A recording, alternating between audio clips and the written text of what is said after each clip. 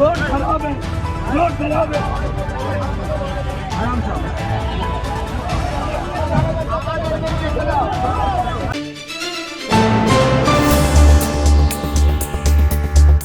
হাওড়ায় আবারও আক্রান্ত পুলিশ।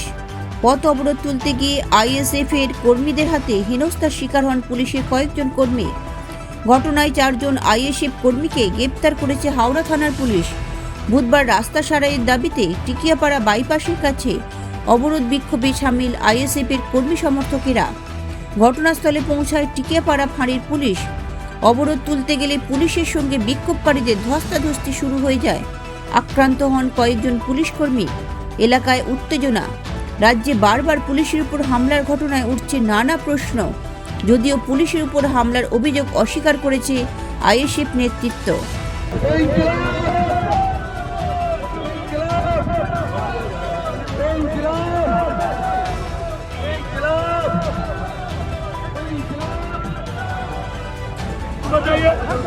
रोड खराब है, रोड खराब है। आराम से